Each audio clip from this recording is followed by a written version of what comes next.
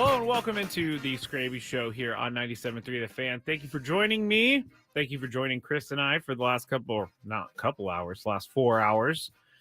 And we have some good stuff tonight. I'm going to get into this more about this amputation thing with Kansas City Chiefs fans because I find it fascinating. And we'll talk about that.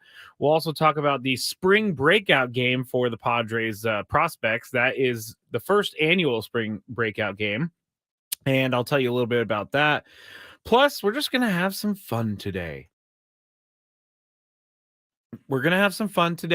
And this is the last Skraby Show of the week because tomorrow night on 97.3 The Fan, we are going to be... sorry,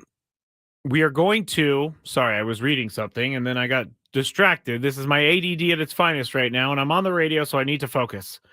But tomorrow we are going to air the spring training game for the Padres at 5:30 it starts. So there will be no Skraby Show tomorrow night, and it's going to be a little bit of a preview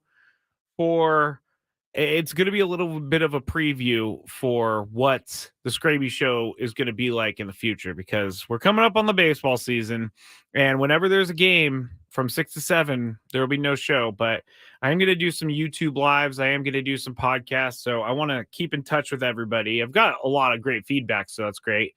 And it makes me know that you guys want to hear from me. So thank you for that. If you want to join me here on YouTube, you can just go to YouTube, search 97.3 The Fan. You can also go to Facebook. You can go to Twitch, 973 The Fan, and you can go to X, 97.3 The Fan SD. Does anybody else feel bad for Sammy Levitt? Because I kind of feel bad for Sammy Levitt. And if you missed the beginning of the show, or the beginning of the interview, which we didn't play that part here just recently, but Sam has his first day off in Peoria in forever. And he really wanted to just go enjoy. I'm just going to call it a spa day because I don't really know what else to call it. I'm going to call it spa day. And so he wakes up this morning, he books his spa day, and then he ends up realizing as he's driving over there that it is pouring rain, torrential downpours. And so he spent all this money on the spa day, and Sam Levitt deserves a spa day. And I'm really sad for him because he works really hard. And this is me being serious. Sam works real hard. And I know what it takes to do that job, but Sam does it a million times better than I would because he is all over the place all the time. He's able to get guys to open up, and he is your eyes and ears of spring training for our station. So let's give a little bit of a Sammy Love appreciation right now. Give him a little round of applause. I should probably pull up the round of applause on the board because Sammy Love just deserves it. And I'm sad that he did not get his day off. So sorry, Sammy. Sorry. All right. We are going to go to the chat real quick and see who's checked in. If you, like I said, if you want to come chat with me, you can on YouTube. Just search 97.3 The Fan. But we got Jax, we got NY Mike 8, we got Trevor, we got Jacob, we got Dominic, we got Flanders, we got, I hope I don't miss anyone, Jax. So thank you to everybody who's joining us so far. Easy Money, he's there too. So Sammy is a legend. Flanders said Sammy with the claps. Trevor says Sammy's great and great at his job. NY Mike 8, Sammy is my New York homie. Jack says Sammy Lev has a heart of gold. All of it. Humberto's here as well.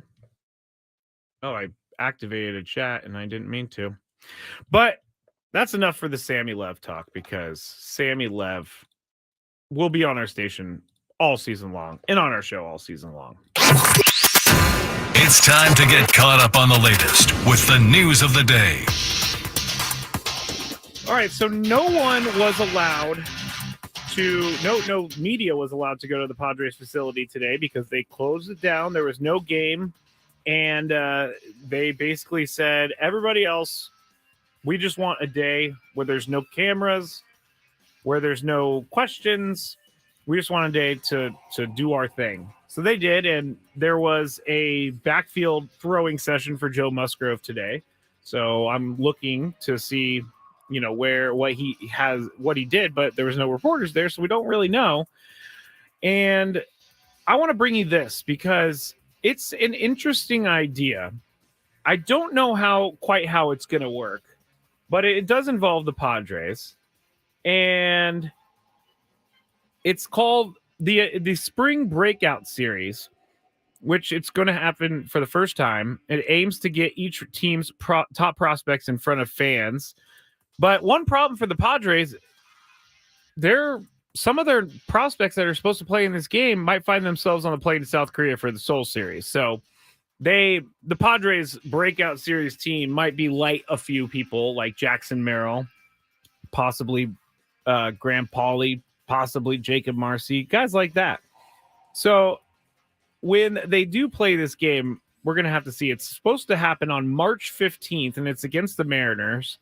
23 of the organization's top 30 prospects are listed as the participants for the game, but 5 of those remain in contention for big league jobs. Apparently, you get 31 players traveling this season or traveling to Korea. And so 5 of those guys may not be on the active roster or the 26-man roster, but they will be there just in case someone gets hurt. And it's kind of like the taxi squad situation.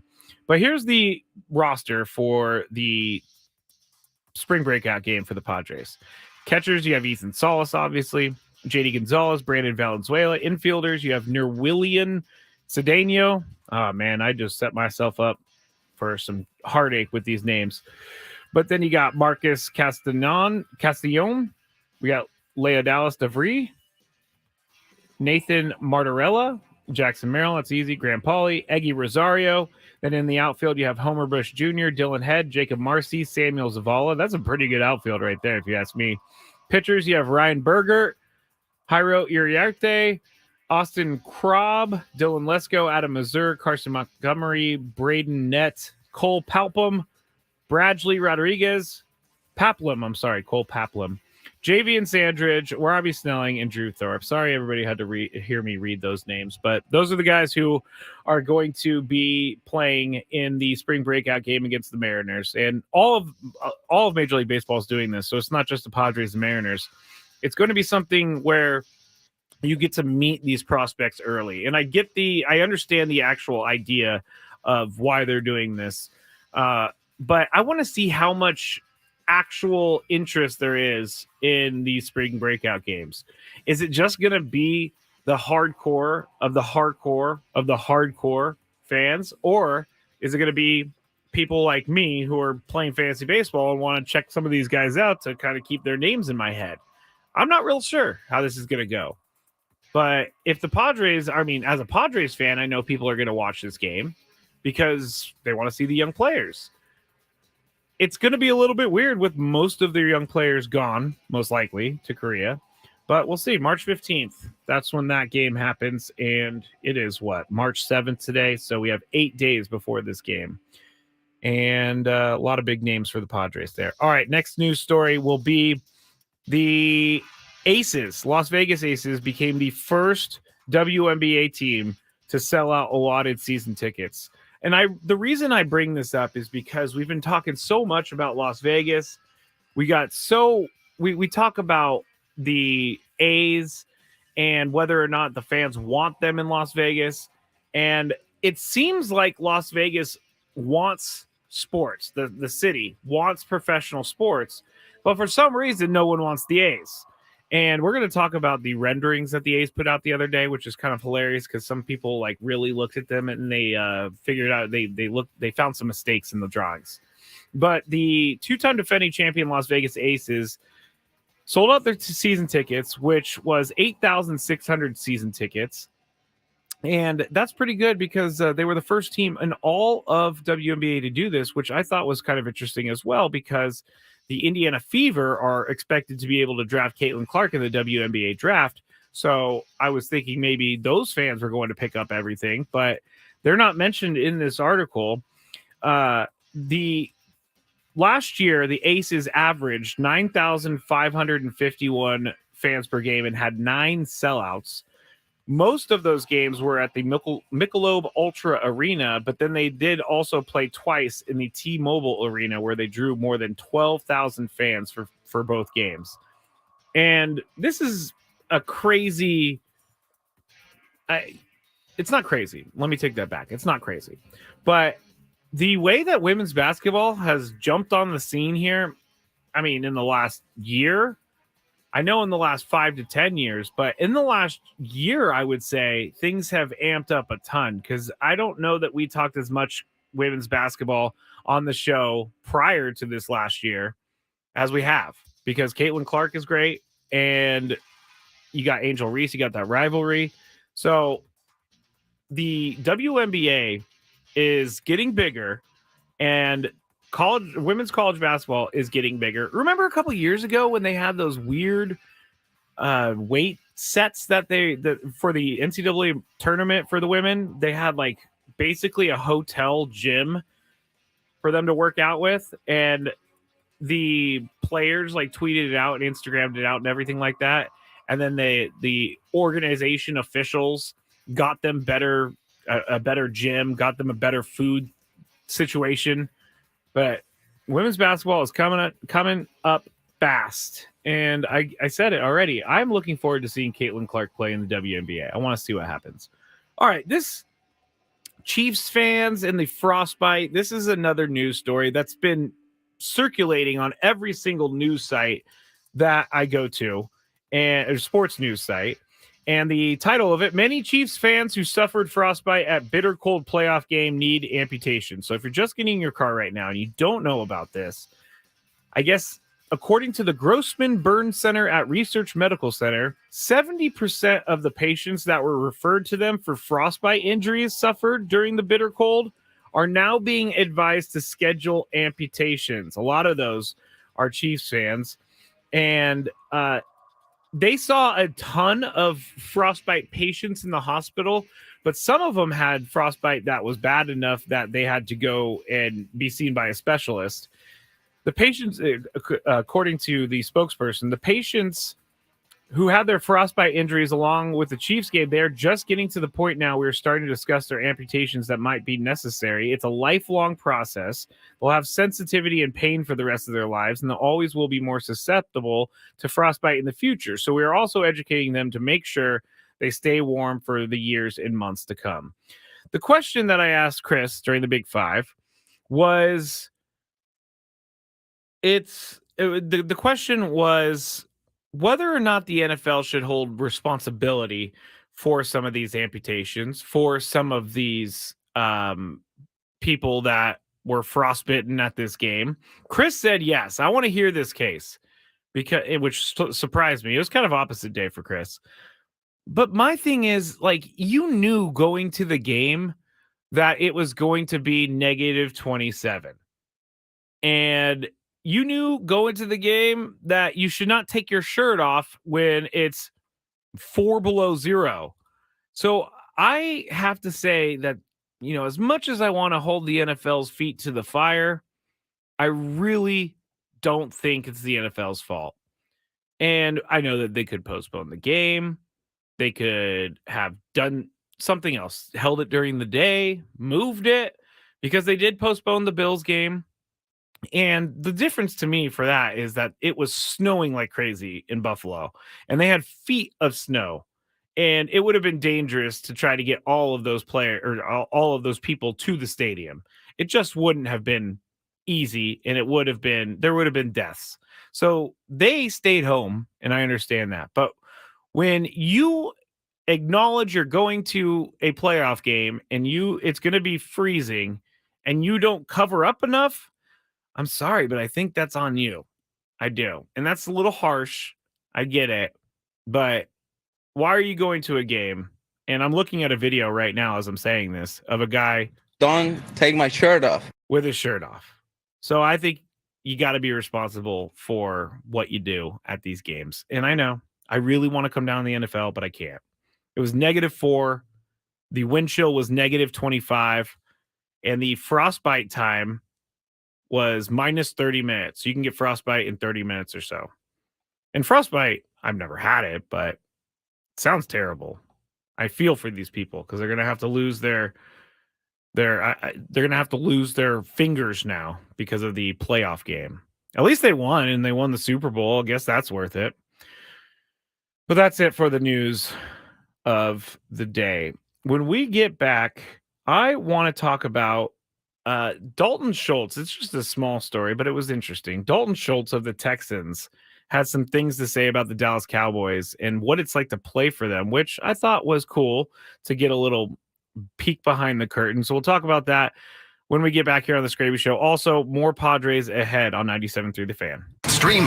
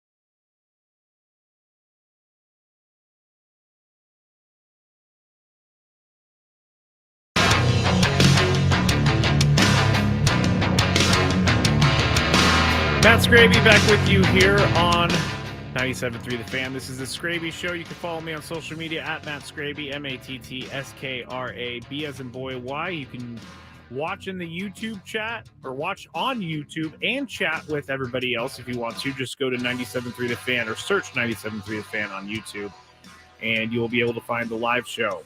So I went to break talking about Dalton Schultz and saying some stuff about the Cowboys and why he hated playing there, basically, is what I think he means by it. But I wanted to say this first. I'm being told right now in the chat that it's Dave Marcus's birthday. So happy birthday, Dave Marcus. The sprite age of 40 years old. That's amazing. It is. So you all got to know Dave Marcus last year when we had our segment during Gwen and Chris Get to Know Dave. And we're trying to figure out a season 2 for Get to Know Dave, but he may have used a lot of his great stories. But we're going to try to figure something out. But happy birthday, Dave Marcus. No one knows this. Well, maybe people know this, but Dave Marcus is actually a 97.3 The Fan employee. So he is a part of our team. He is a part of our crew. And I'm going to claim Dave Marcus because he's kind of, he's going to always tell you no. And he's in Arizona, so he's not going to hear this. But Dave Marcus is kind of a legend here in radio in San Diego. He's been doing the Padres thing for 25 plus years. That's insane. And I can just tell you, that job is stressful because that job is stressful for a couple reasons. One, you have to deal with the quote unquote talent. Here's a little side note, but in radio, people on the air are called talent, and it's just an innocuous thing, but I've always found it weird to call people on the air talent. Anyway, Dave has to deal with those people, the talent, as I'll say, after I just said I don't like it. But he's also got to keep the game on the air, and he has to monitor the station. He has to make sure that the levels are correct. He's the guy who has control of the microphone that's on the field. And so I've tried to tell him so many times that he needs to turn down when the Giants are playing or when the Padres are playing at Giants, because you can hear usually one or two drunk people screaming into the microphone the entire game. But apparently that sound comes from somewhere else and there's no way to control the volume. But I think everybody knows about that. The whole Giants drunk people yelling into the microphone thing. So happy birthday, Dave. Thank you for doing what you do. And I cannot wait till you get back in town and I get to see your smiling face when I go to Petco Park. Thank you, Dave. No, man, I'm just appreciating everybody today that works for the station. Gave a little speech about Sammy Lev earlier. Now I got a Dave Marcus. We'll never get one about Chris. The tight end for the Texans, Dalton Schultz. I found this, I did actually find this very strange when he left the Cowboys. Well, the Cowboys weren't going to pay him the money that he wanted, which he got 3 years and $36 million with 24 of it basically guaranteed. So he got a big pay raise, and I understand why he would go to the Texans. But last offseason, going into the season, the Texans were not predicted to be good whatsoever. They were actually predicted to be pretty terrible. And so I found that strange, and I thought, man, this is a guy who is in it for the money. And I was wrong, because he opened up a little bit on the Pat McAfee show about what it was like playing as a Dallas Cowboy. And I've never really thought of it this way, but you are a king if you are a Cowboy in Texas. And so Dalton Schultz was asked by Pat McAfee, where he spent the first 5 seasons with his career, Dalton Schultz did, with the Cowboys. But he kind of wanted out because there was just so much going on every single day with the Cowboys. So here's what he said. In Houston, the focus is just football. I'm going back and telling some people about being around the Cowboys practice facility and game day and describing some of the interactions and stuff that you see on a day-to-day basis. And it surprises a lot of people. They're like, that actually happens at a practice facility? You think it's normal, and then you come to a place like this. It's literally a zoo, dude. There's people tapping on the glass trying to get people's attention while they're doing power cleans or whatever. It's different. That's the brand they've built. That's what owner Jerry Jones likes. That's the way that they run things, and there's nothing wrong with that. You don't realize how many eyeballs and how much that can maybe distract in the locker room just being in the facility until you go somewhere else and you're like, holy crap, there's none of that. So he is not a fan of how the Dallas Cowboys do things. And I was thinking about that. And I think that I think he is probably 100% correct. And I would also think that it's very distracting for the team because you have all these people like tapping on the glass. Actually, we have that in studio. I'm going to turn my camera around right now, but we have 3 windows that kind of look like aquarium windows as you walk by. So the hallway is outside. And sometimes there's like tours that go through here. And all of a sudden we'll be doing the show or something. And then like 25 people walk by and they all stop in front of the window and they all stare at us.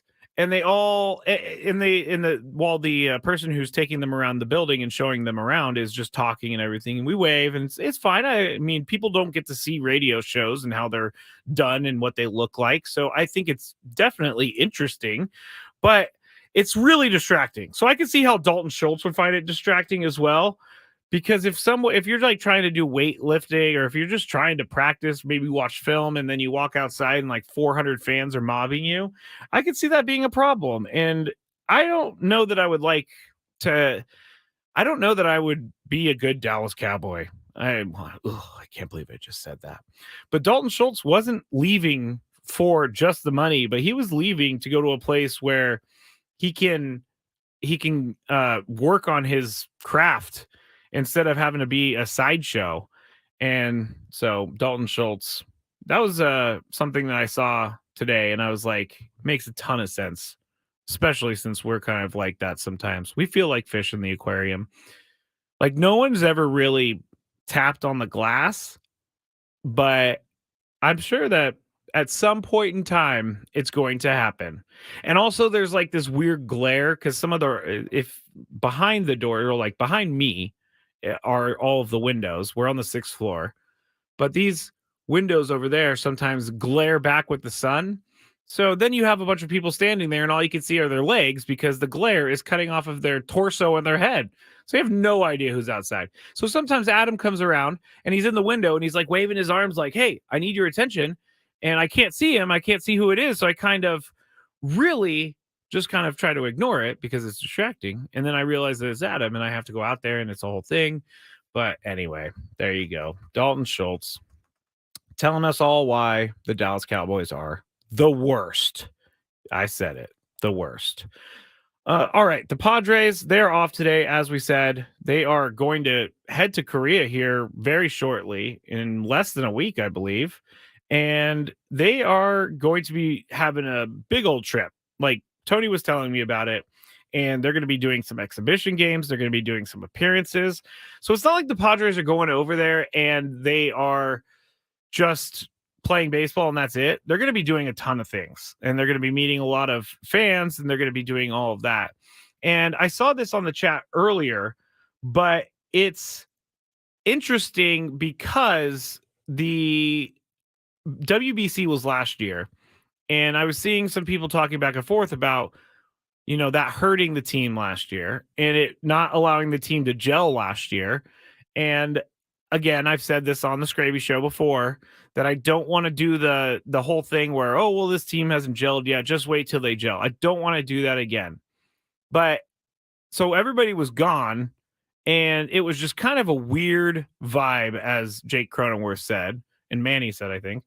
But they were saying like it was just, or Jake was saying it was just strange because all of the teammates that are going to be there throughout the season were not there. And so I do believe that kind of hurt the camaraderie on the team going into the season. But this trip to Korea, I think, is way different. I don't think it's a bad thing for them. And I don't think it's going to harm them for the rest of the season.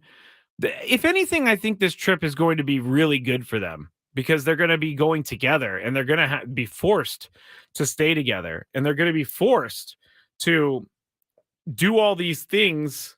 And it's going to be within the confines of the Padres team, not the WBC, not Team USA, Team Mexico, Team Japan, all of that. It's going to be the Padres. So they're going to be able to get to know each other a lot more because there are some new faces and some new people on this team.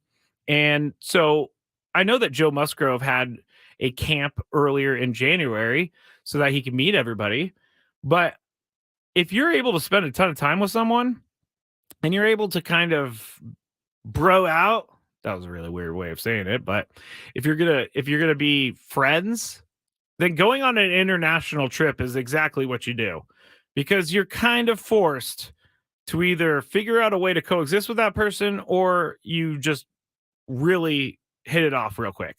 But I do think this is going to be good for them. And I'm also thinking, because there was another aspect of that they're going to go to Korea and they're going to get used to that time zone. Then they're going to come back. They have to get used to the Pacific time zone, and they're going to not be ready to play.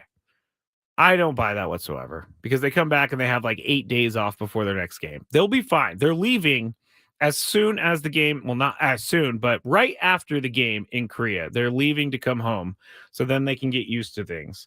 I heard that the Dodgers were doing something strange, like they were or not strange, but they're trying to time it out perfectly so that their travel is going to match up with their internal clock, so that when they get there, it's nighttime, or it's nighttime at home. One of the two, like, because it's going to be daytime in Korea, it's going to be nighttime here. So they're trying to make it so that when they get to Korea, they don't really have to adjust their clock. And I'm sure that the Dodgers are paying someone an exorbitant amount of money to figure out how to deal with jet lag. And they're overthinking it, in my opinion. They really are. I mean, come on. Just deal with it like a real human and just go to sleep or something. That's my rant about the Dodgers internal time clock guy. I didn't know what the actual job title was. All right. I'm done complaining about the Dodgers. When we get back on the Skraby show, I saw this earlier and I clicked on it, and it was about all the happiest cities in the country. And 3 cities from San Diego County are on the list. So I'm going to tell you what those 3 cities are. I'm also going to give you some other cities that I didn't agree with, or I didn't really realize were happy cities. And we'll do that when we get back on 97.3 The Fan, The Skraby Show.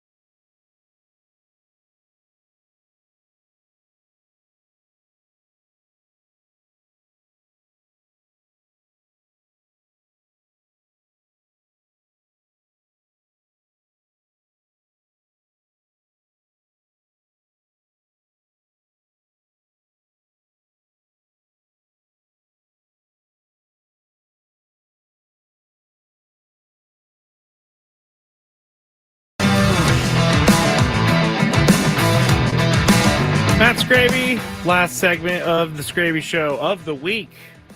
If you missed the beginning of the show, and some people are probably cheering right now, but if you missed the beginning of the show, you missed that tomorrow night on the station, we're going to have the Padres, and we're going to be playing their game tomorrow night. I believe it's against the Giants, so you will hear Padres baseball on your radio, terrestrial radio, tomorrow night starting at 5:30. So our Gwen and Chris show is cut a little bit short, and no Skraby show for tomorrow, but it's just going to make me miss all of you a little bit more.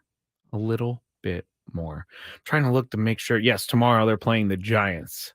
Padres are at home. Yu Darvish scheduled to throw tomorrow, so that's a big one for the Padres. It's just been a pretty slow news day with the Padres not doing anything at spring training, with the facility actually being shut down right now. Not shut down in a bad way, but not everybody got the day off, but media wasn't allowed. So Sam got the day off, and Sam tried to have a nice day off, but unfortunately, Sammy Lev did not actually enjoy his day off. You got to go back and listen to that. Okay, so I saw this article earlier, and I always click on these. I'm a sucker for these articles. But it was 3 cities in San Diego County among happiest in the United States. And it's from Wallet Hub. But I wanted to see if the city that I live in was on the list, and it's not. And so here is how they rank here's how everything is ranked. They rank it by overall rank, depression rate, adequate sleep rate, unfortunately suicide rate, sports participation rate, separation and divorce rate, hours worked per week, income growth rate. So there were top 100 cities, 25 of those cities in California, 3 of those in San Diego. The highest ranking city would be the city of San Diego, ranked 15th. Chula Vista ranked 27th. And Oceanside ranked 34th. So I was thinking, I mean, all those cities are great and everything, but I did not expect for those to be the 3 cities that were the happiest in California, or one of the 3 cities that are the happiest in California. But here are the 10 happiest cities in the United States. This is where I thought it was really strange. The number 1 city in the United States for happiness, Fremont, California. And this is what I'm out on this list, because I've been to Fremont, California, and I have really not enjoyed it. I think it was the Toyota plant. When I was in college, I went to the Toyota plant and I got a tour of everything, and that's in Fremont, California. But Fremont is not a looker by any means. And I don't want to talk bad about Fremont, because Fremont is where the A's were going to go at some point, and there's nice people in Fremont. I know someone in Fremont. I should actually text that person and say, what do you believe that this is the happiest city in the country? Because Fremont, to me, is not it. Now, Overland Park, Kansas was number 2. San Jose, California, number 3. Madison, Wisconsin, number 4. Irvine, number 5. Honolulu, number 6. And here is another city that I think is completely in the wrong spot. Number 7 is San Francisco, because everybody I talked to who has been to San Francisco recently has hated it. I think that the homeless problem is out of control. Last time I was there, and this was last time I was in the city, was years ago, but there were a lot of homeless people around, and there was a lot of just gross stuff everywhere.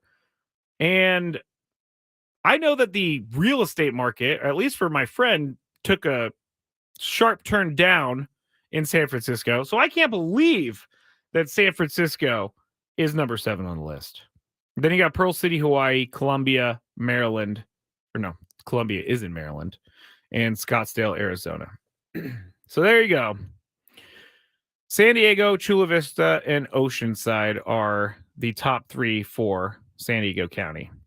That's pretty good, I gotta say. I'm not gonna hate it, but I can't believe that Fremont was number 1. You know, it's I didn't realize this. Well, I guess I did realize this because I was like, oh man, the chat is a little slow. Chat's a little, it's not as poppin' as it used to be. And then I realized the State of the Union is tonight. And I looked down, it's March 7th. Is this usually when the State of the Union is? I'm not sure if I'm not sure if the State of the Union is usually this late, but I think some of the people on the chat, they're usually on the chat, are watching the State of the Union, which I do not have on here on the TV in here. I have Reds and Cubs, so that's great. Hunter Green was on the mound for the Cubs, or the Cubs for the Reds, and Chris immediately said, "Well, he's going to be terrible, or he's going to be great this year because he's not on my fantasy team anymore." That is very, very Chris, very Chris.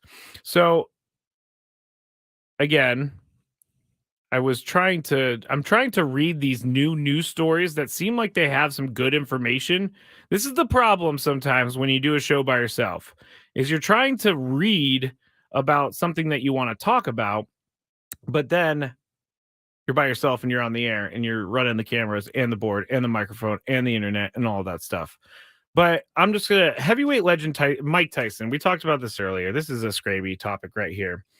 Mike Tyson's almost 60 years old, but he is going to take on Jake Paul at AT&T Stadium in July. And I think this is pretty sad for boxing that these are the events that we look forward to. And it's weird that we look forward to these type of events. Why is Mike Tyson?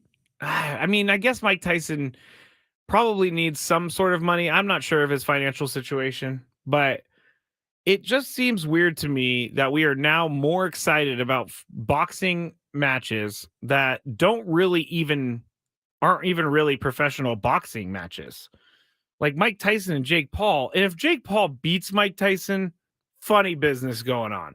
I don't care if Mike Tyson is nearly 60. He's 57. Mike Tyson's 57. I do not care if Mike Tyson's 57. That guy could still knock someone out easy. Dominic says, I think everyone just looking forward to Jake Paul getting his bleep kicked. Yes, I think so too. But didn't he fight? He's fought over the years and he's done these celebrity things, but apparently he's decent at boxing. But again, I think this is because I know really, really good boxing fans that are really into the sport and pay attention to each weight class and pay attention to the rankings. They watch like boxing in the Olympics and stuff like that. But it's not really what I want to see. And I don't really know that I want to see this either. Jake Paul and Mike Tyson. I'm not sure that I want to see this. I just don't know that boxing can make it back. And I know that's dramatic, but really, if you put this fight up against a normal heavyweight fight, I think that more people would watch Mike Tyson and Jake Paul. It's the crash factor where you don't want to look away.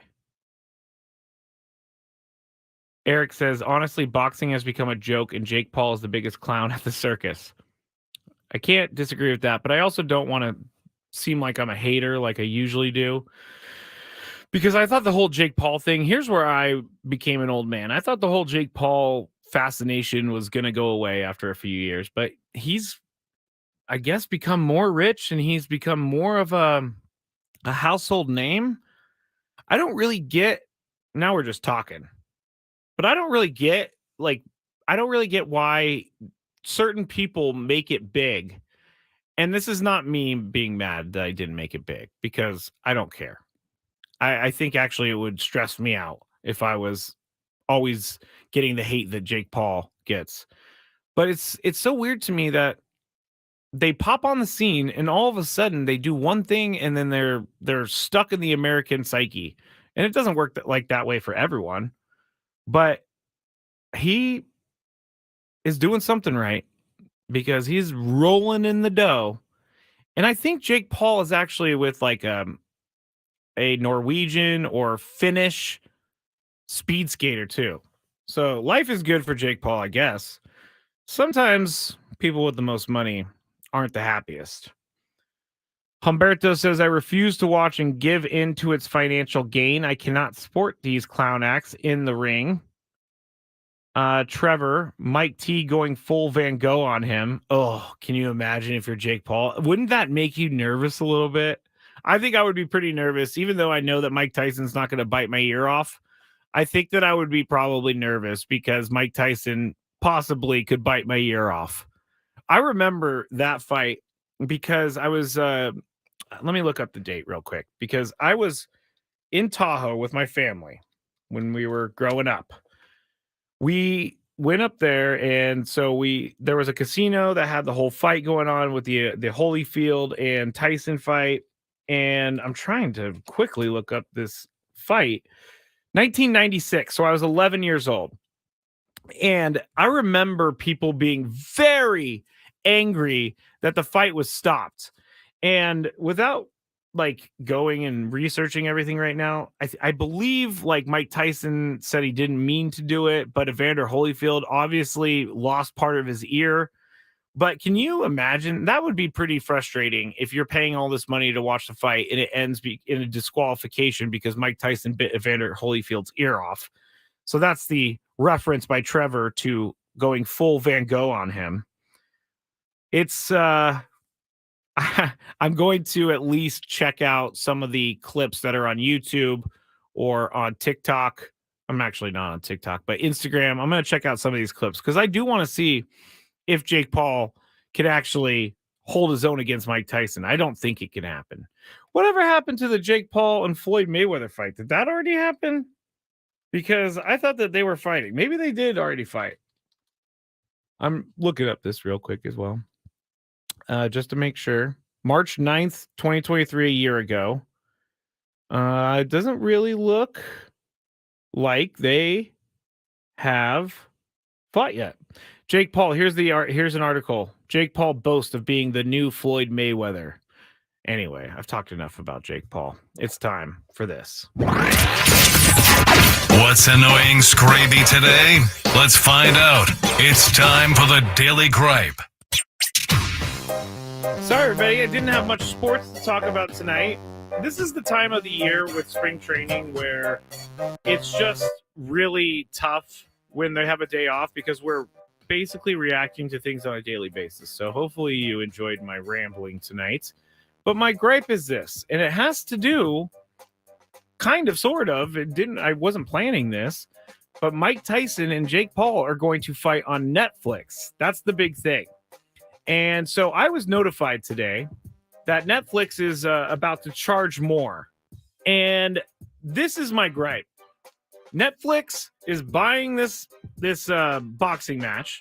Netflix paid for a tennis match that was live.